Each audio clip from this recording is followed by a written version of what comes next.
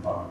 I mean, how does society get better if there is a conducive women empowerment movement? I think, thank you for the question. I'm not sure I'm qualified to answer it though. But only thing I would say is, I'll give you a small example. During COVID times, I joined a yoga class online. And after the first class, the next morning, our teacher asked us that, what made you happy yesterday? So each one of us answered. I said that my cousin called me, my favorite cousin from Bombay, and that made me happy. And what do you think my teacher said, the yoga teacher said? Wrong answer. Because what makes you happy should never be in the hand of somebody else. You should be responsible for your own happiness. That to me is the key to empowerment. That is what makes you a strong person. And the other thing, to answer your question in particular, society is not one entity. It is many societies within that big world. It's a microcosm. Yeah, there are so many Indias. There's many Goas. There's so many Goas. There's so many Saligams where I come from. So how do we say for society at large? There is no such thing. It's microcosm. We have to treat each microcosm differently. And also, my co-panelists have just spoken about education being important. It is important, no doubt about it. But we should look beyond institutions, look beyond schools and colleges. If I want to get educated, I will still look for a course. Say, I want to study poetry. I'll still join a poetry workshop. That's also education. So, empower people to broaden their horizons. Not just women, it's for everyone. Empower people to broaden their horizons, to broaden their vision. That to me is empowerment. Thank you. Dr. Naik, you have led a very illustrious career as an educationist, as a chairperson of Prerna Municipal Council. You have been elected 5 times you served 5 terms. How do you, and you understand Goa's socio-political scene very well, how do you rate the state of Goa for women empowerment? Thanks, Harsh, for the question. First of all, congratulations on getting to moderate this panel discussion. I think it's very generous on the part of your wife. You allow me to do that. After having done all the hard work in setting the whole program and then to hand it on over to you on a silver platter, that's what wives are for.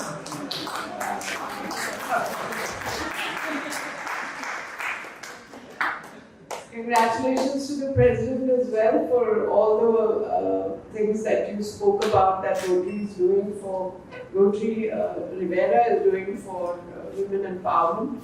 I was a little surprised when you said it's going to be 20 years because I remember the year in which Rivera was set up and I just look back and think time has just flown, and it's already 20 years. So congratulations for all the good work.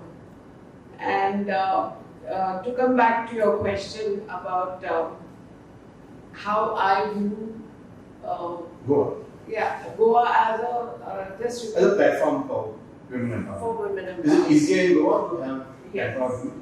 So I must say, Harsh, that Goa is amongst the better states. In fact, my entire PhD was motivated by the study of states that India today used to, conduct. And Goa would always feature as the #1 small state. So, and my question would always be, are we really #1? And we would find that there are so many areas in which Goa was really not really number one. We may have been shining on tourism, but then there were all the grey areas in tourism as well. We may have, the coastal areas may have been highly developed, but then the hinterlands were, kind of lagging behind. So a lot of these questions kept cropping up in my mind, and that is what motivated my study, and that is what led me to see that, as we just said, there are a lot of Goas in Goa, and you see different levels of development and different kinds of problems as you move from the coast to the hinterland. And you can see that it is because of the socio-economic setup of that particular area that you have those problems. I'll just to go off onto a tangent, just to prove this, or just to illustrate it rather. I was at a session where we were counseling school teachers in the coastal areas, and one school teacher stood up and said, "Ma'am, how would we address a situation where a student stands up in class and says, who are you to tell me what to do?" This is the student telling the teacher, "Who are you to tell me what to do? I earn in 1 hour what you earn in a month." And he's talking about peddling drugs and arranging for sexual services, and these are the kind of realities that we are insulated against when we go a little towards the hinterland. We don't find those things, so they may be there, but they are not so out in the open. And we don't realize that this is the Goa in which we are living.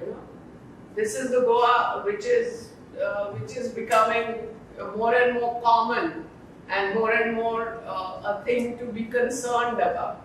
So, so as you were saying, we look at statistics, and I'm very happy to say that girls now, particularly in higher education, outnumber the boys in Goa. So, where we have, you take medical college for example, you take commerce education for example. I'm always reminded that when Temple College was set up, there would be in a class of 100 only about 6 students who would be girls. And now we have classes of 60 in divisions of 60, and out of the 60, 40 are girls and only 20 are boys. So, this is a whole reversal of the situation, and it augurs well for women. And it's a good sign that women are able to, come forward and take advantage of the fact that education is a great leveler, because from there then, you can go ahead. But then equally important is for the girls to realize the strength within and determine that they are going to do something. So I just said to Harsh that I spent 40 years in higher education. Every class of mine would focus a little on economics, of course, but a large part of it would be about sensitizing the girls, because I began my career in a women's college, and I taught there for 28 years before I moved to become a principal. And surprisingly, in the early years, the girls were there only because the parents needed some time to find a boy or a match for them. And there was no other purpose why they were coming to college. And then I would make it a point, and all of us on the teaching faculty would make it a point to tell them, look, now that you're here, you're amongst the advantaged few. So don't forget that this is the advantage that you have to leverage, and this is what you have to, make a base and use. No matter you are from the affluent class or you're from, more important, if you're from the marginalized sections, but really financial independence is something that every woman requires if you even want to start talking about empowerment. And on that front, I think Goa is much better than the other states that we have in our country. Thank you, Dr. Naik. I'll come back to you with a question, Dr. Flip. What is your idea of promoting the concept of women empowerment? I would say start with the family. That's the first unit of socialize, the social unit that we all are a part of. So it has to start with the family. And then later on, I think women have to support each other. So they have to build inclusive women's movements. They have to share strategies. They have to, I didn't realize this was not on. They have to share strategies. They have to share knowledge, especially of rights and opportunities. And I think only when women get together, and build up these, then they can go far. They have to find comfort in each other and in each other's strengths. My daughter is just back from a conference of 145 women of all over Asia. And there were such a motley group of women from Vietnam, Cambodia, Northeast India. They were researchers, they were activists, they were journalists, they were students. 145 women together. And they came up with a statement at the end of the conference. Incidentally, all of them work on the issue of rivers. Rivers, water. Because water conservation, water management is very much a woman's issue. Can you imagine 145, many of them indigenous women from North, Northeast India, etc. I know the first time Aisha chose one woman, she had to constantly tell her, this is how you fill the form, this is how you apply for a visa. That poor lady had to go from her house in the village to the city to Gangtok only to fill in her visa form. But today she's going all over the world. She's already invited, the one from Gangtok, she's already invited to the COP, the next climate conference in Brazil. She went to the one in Dubai and she's already, you can imagine this girl from a village in the north of Sikkim. I've been to her home. I know what her background is. And that's where she's. So, but why? Because women supported each other. Women shared strategies. They shared knowledge. They shared knowledge about rights, about opportunities. They forged commitments amongst each other. They have regular talks. They have what is called enabler. And we're lucky, of course, that today you have something called Zoom. So people from all over the world can get together. Africa, Asia, America, South America. So from all over the world. Because all of them have a singular focus. And this is, I'm talking about only on rivers and only water. One small thing, not anything else. And yet, because they share, because they discuss, they're fighting governments, they're fighting mining corporations, they're fighting the corporate world. I've seen the landslides in Sikkim. Whole villages have come down, all because they're tunneling the mountains, the fragile mountains for electricity for home. I've seen the dam bursts that happened. The whole night, my daughter kept getting phone calls. Please have the press in India talk about the plight that we are in. When the dam burst, the rivers washed away roads, washed away bridges. And these women, what are they fighting against? they're fighting against that all. Ordinary women from the villages. And it's not only women in India, because what happens in China affects India, what happens in India is affecting Bangladesh. Can we fight against China? It's very difficult. But they share. They share strategies, they talk about their rights, their opportunities, they share knowledge. And I think maybe that is my idea of how to go forward, where women have a cause to fight for, but they have networks, they cooperate. Yeah, they cooperate, they collaborate, and that's the way forward. I hope I've answered your question. Rita, just wanted to ask you, what are the institutional and societal changes that one need to put in place so that there's better facilities for women? I know you're going to put a big fan institution, that's it. We need both sides.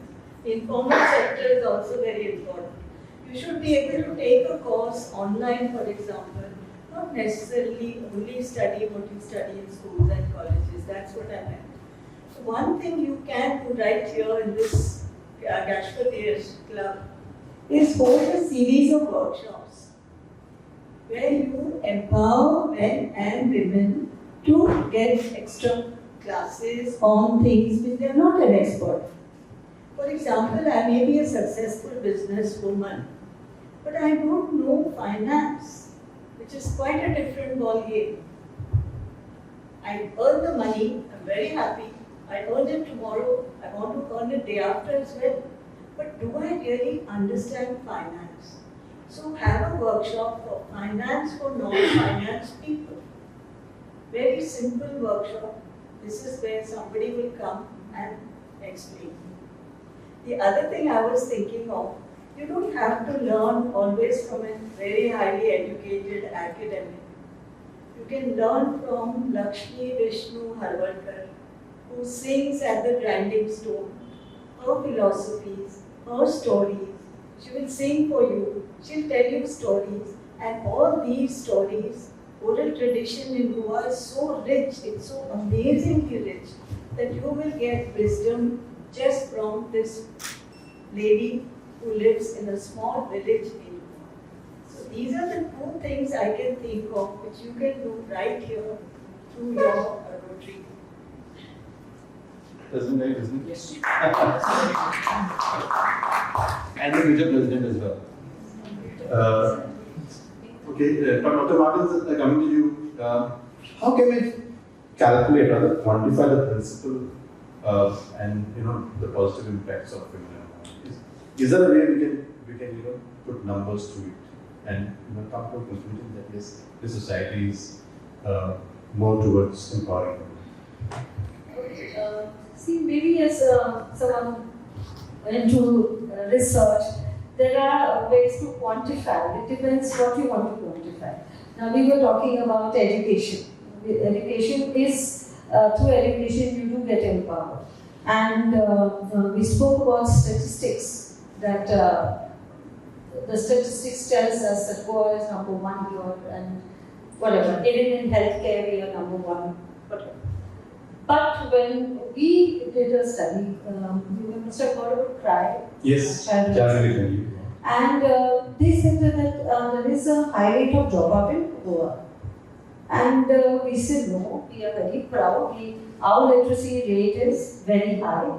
And they said no, from our ground work, we know that there are dropouts. So we said, okay, we want children to be back into school. So CRY and Balansa, we collaborated, and we did in the areas of Kanpon, 3 villages, we took a survey, and we kept on arguing, saying that no, we were showing statistics 100%. I went to the education department, I got the statistics 100% enrollment and so on. But when we actually did the study in Kanpon, we saw that there was dropout, and we counted 90 students because we went school to school, checked out how many students from this class went to the next class, and if they have not enrolled, where were they? So we just had to find out where were the students. And in these 3 villages, we found 90 students had 92, 93 something. They had not joined back school, and they were dropouts. So we had worked on this for 1 year to get the dropouts back to school. So not necessarily the statistics that we get from the government department is gives you an honest opinion of what is happening, because there are various factors. Like you want to put up a good show, you want to say that everything is fine. So that didn't happen, and then we found there were children, there were girls, there was younger siblings, they were looking after them, so they had dropped out of school. Some, there was a widow, death in the family, so they didn't go to school. There were even child labor, boys who were working in the hotels, in these small hotels. So unless we go to, we want to identify a problem, we 1 or 2 and you will know that there is a problem, we need to do a proper, honest study assessment of what is happening. And you will get a picture. And then what we need to do. So that's how we identified we were 90 dropouts in that area, and we saw to it that we didn't get everybody enrolled back, but got them back to school. We discovered in Khotigaon village that in this whole area, not a single student had joined the science stream. Okay, so they went from 10th, they went to 11th standard, and so it was a cause of concern. It was a cause of concern. This is a backward area, it's from the forested areas. So there are pockets in Goa where like what we see in the cities. I taught in Shaka, and then I saw the best, and I would say like the empowered talk. But there is the other side of Goa where we don't see this, and this picture is hidden. We also did a study of the healthcare. Now, when we talk about empowerment, if the woman is healthy in the house, if she'll be able to take care of the family. But you see, women always take care of their children and their husband, and they never take care of themselves. And again, in the same rural areas, we did a study of the the health centers.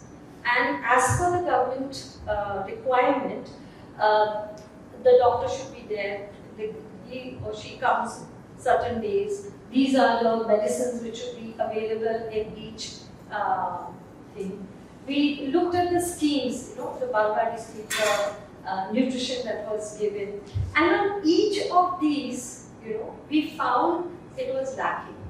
Now what happens is when we take up these issues, it is seen as we being critical of the government. And I think that is where the government, they want to hide facts. But if we genuinely want to do something for society, we must have just take, we don't have to dig to find out, we just take our health centers, are they really providing? Okay? Or the Balwadi midday meal scheme, is it really reaching the children? How much we found that the food is not reaching the children. It is not, the lactating mothers are supposed to get, they are not getting. Then there was a scheme for adolescent girls, because in Goa we find anemia is very high among women, okay, and low birth babies. These are the 1 or 2 critical factors which are there. Now, yes, at one level we have, our health system is good compared to other states, but it is not delivering as it is stated. So if one can identify, if you want to quantify, you really have to go do a real-time assessment and see. And what happens is Rotary Clubs, now I'm giving suggestions, keeping who are going to work. So you have a different equation with people in power, people at different levels. And you can take these issues forward, but maybe when Rotary Club puts these issues forward, they will not be so antagonistic as when they see activist group putting these issues forward. So real-time studies have to be done. Even as I told you, at an education level, how many people are coming to the organization?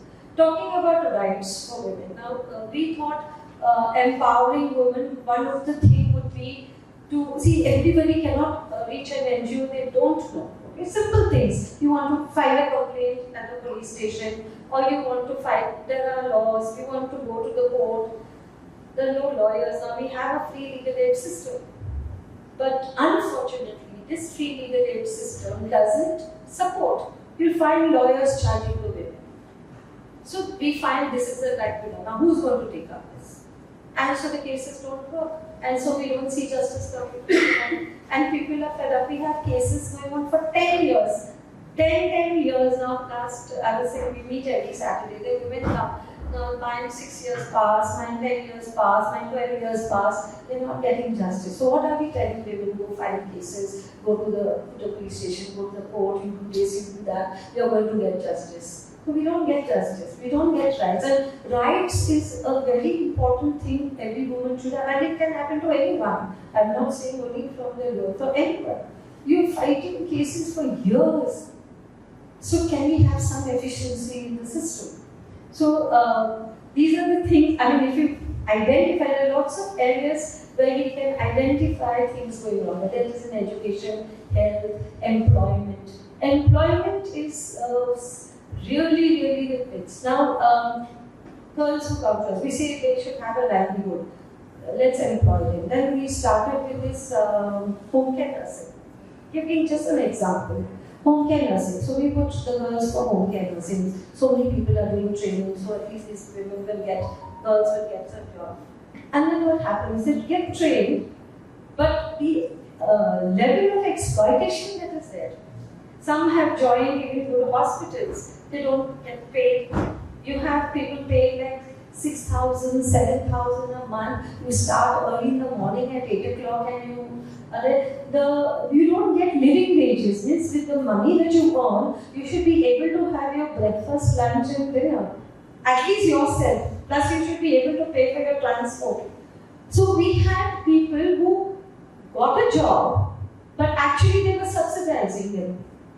Because they were paying from their pocket for the travel and the money was not sufficient. So this is something, a level that your minimum wages, living wages, what I said, has to be ensured. And I found that women who are vulnerable, most women, whether they are domestic workers, whether people, even in the shops, I mean, I know many of you own business in the shop, those people work for 12 hours. We say 8 hours is working hours. They are working for 12 hours. So if they want to live a comfortable life, comfortable means normal, bare subsistence, they have to work for 12 hours. Where in 8 hours work, you should be able to earn that much. Here you're working 12 hours. Then night, I have a girl whom we were helping. It was a molestation case. She got a job. But she's getting now 7,000 rupees in a reputed institution. Of course, it is contract basis. So every day she stands on the road to take a lift because she cannot afford the transport. So she's saying, why are you taking the lift every day? People have a bad impression of you. See how things work. People think this one goes with any boy or anybody who's taking the bus. She's saying, but if I pay for my transport, that money is not sufficient. So she stands there every day to take a lift. I'm just giving an example. So maybe this sector, something we should look at. Every sector, one can identify what is going wrong and we can do something. In terms of quantifying what is the success rate in women being empowered.